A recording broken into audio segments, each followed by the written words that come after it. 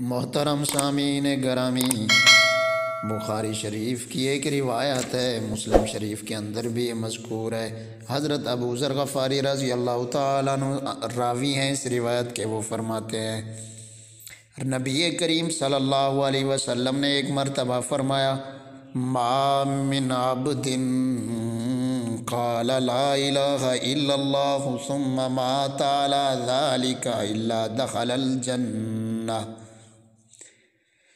جس بندے نے لا الہ الا اللہ کہا پھر مر گیا اسی حالت پر،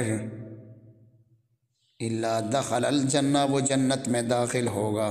یعنی جس بندے کا آخری کلمہ لا الہ الا اللہ محمد الرسول اللہ ہے وہ جنت میں داخل ہوگا۔ حضرت ابو ذر غفاری رضی اللہ تعالیٰ عنہ فرماتے ہیں، قلت وَإِن زَنَا وَإِن سَرَقَ، میں نے کہا اگر اس نے زنا کیا ہو، چوری کی ہو، پھر بھی جنت میں جائے گا کیا؟ اللہ کے نبی صلی اللہ علیہ وسلم نے فرمایا وَإِن زَنَا وَإِن سَرَقَ، اگرچہ وہ چور ہے، اگرچہ زانی ہے، زنا کیا ہوا ہے، چوری کی ہوئی ہے، پھر بھی وہ جنت میں جائے گا اگر اس کا آخری کلمہ لا الہ الا اللہ ہوا ہے۔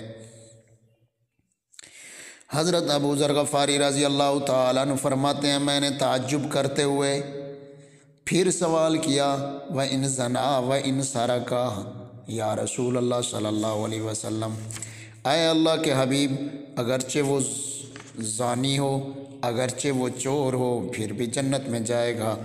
اللہ کے حبیب صلی اللہ علیہ وسلم نے فرمایا وَإِن زَنَا وَإِن سَرَقَ عَلَى رَغْمِ أَنْفِ أَبِي ذَرٍ، ہاں ابو ذر کی ناگواری کے باوجود بھی وہ زانی، وہ چور جس کا آخری کلمہ لا الہ الا اللہ محمد الرسول اللہ ہے، وہ جنت میں داخل ہوگا۔